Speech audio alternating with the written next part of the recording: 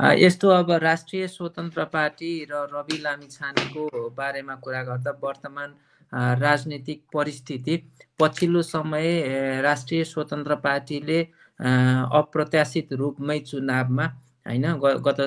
आम निर्वाचनमा जसरी आम जनमानसले सोचेको भन्दा धेरै नै मत ल्याएर संसदमा एकदमै आफ्नो उपस्थिति प्रभावकारी रूपमा देखाएको अथवा चाहिँ संसदलाई संसद जस्तो बनाउन विशेष भूमिका खेलेको त सबैलाई जानकारी नै छँदैछ है। त्यो र पछिल्लो समय दुई पटक अझ पछिल्लो समय चाहिँ पछिल्लो पटक सरकारमा रवि लामिछाने आफै गृहमन्त्रीको रूपमा सरकारमा रहँदाखेरि उहाँले जसरी अलिकति यो पुराना भ्रष्टाचारका मुद्दाहरूलाई उजागर गर्ने भनेर जुन किसिमको पहल गर्नुभयो भन्ने कुरा आयो है। त्यसको कुनै लक्षणहरू पनि देखिए, जस्तै पछिल्लो समय अब भुटानी शरणार्थी केसमै हैन, जसरी अब पहिला नारायण काजी श्रेष्ठ गृहमन्त्री हुँदाखेरि त्यो मुद्दा निक्लिसकेको र कतिपय सांसद अथवा मान्छेहरू पूर्व गृहमन्त्री समेत पक्राउ परेर पछि अब केही गरी उहाँ पनि छुटिसक्नु भएको अवस्थामा पछि रवि लामिछाने गृहमन्त्री भइसकेपछि बेचन झालाई पक्रिने, किनभने बेचन झाको चाहिँ अलि ठुलै कनेक्सन भन्ने कुरो आएको थियो है। पक्रिने कदम उहाँले चाल्नुभयो। त्यस्तै अरू कुराहरू पनि आएका थिए। उहाँले संसदमै पनि यी भ्रष्टाचारका मुद्दाहरू चाहिँ म खोल्छु भनेर जुन किसिमले पहल गर्नुभएको थियो र उहाँलाई चाहिँ तत्कालीन प्रधानमन्त्री प्रचण्डले पनि सपोर्ट गरेको जस्तो देखिन्थ्यो है। किनभने प्रचण्ड अब माओवादीको आफ्नै मुद्दाहरू भए तापनि नेकपा एमाले र काङ्ग्रेसकै जस्तो धेरै भ्रष्टाचारका मुद्दाहरू चाहिँ छैनन् कि जस्तो पनि देखिन्छ समाजमा। किनभने हैन अब उहाँहरूको अब यो शरणार्थी घोटालाहरू यता के अरे यो शिविर घोटालाहरूको मुद्दाहरू त छँदैछ, तैपनि अब ठुला भ्रष्टाचारका काण्डहरूमा चाहिँ विशेष गरी एमाले र काङ्ग्रेस चाहिँ बढी संलग्न भएको हुँदाखेरि उहाँहरूलाई पक्रिने, जस्तै अब नामै लिएर भन्नुपर्दा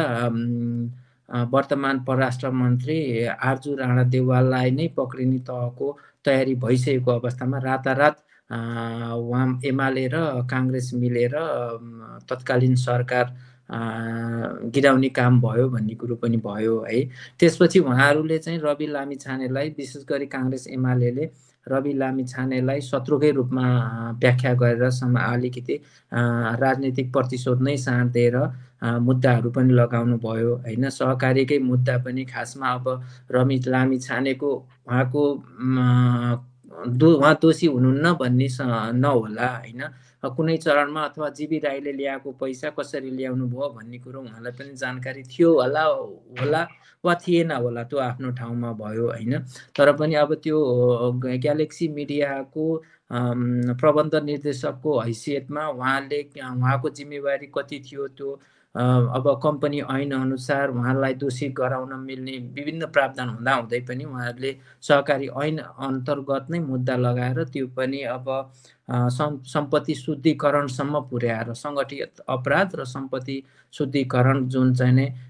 अलिकति त्यो सम्पत्ति शुद्धिकरणको मुद्दा नेपालमा जो कोहीलाई पनि लगाउन सकिने हुँदा पनि अब रवि लामिछानेलाई चाहिँ प्रतिशोधकै भावनाले प्रेरित भएर, किनभने त्यो सम्पत्ति शुद्धिकरणको मुद्दा लगाइसकेपछि सांसद पद निलम्बन गर्न मिल्ने भएको हुँदाखेरि नै उहाँहरूले त्यो गरेर उहाँलाई संसदमा पनि उपस्थित हुन वञ्चित गराउने उद्देश्यका साथ गर्नुभयो जस्तो देखिन्छ है समाजमा।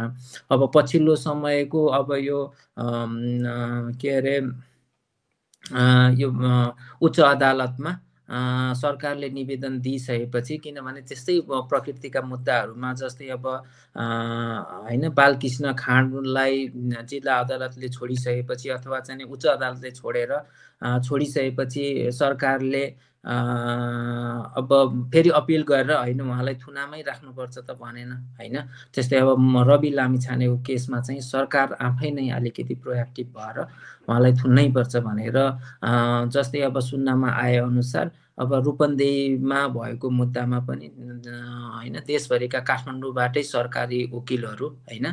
उपस्थित भएर बहस गरेको भन्ने सुन्नमा आयो है। त्यो हुँदाखेरि अलिकति सरकारको प्रतिशतपूर्ण भावना नै देखिन पुष्टि हुन जान्छ होइन कहीँ न कहीँ। अनि जस्तै अब रविलाई रातारात पक्राउ गर्ने घटना पनि, किनभने त्यो अब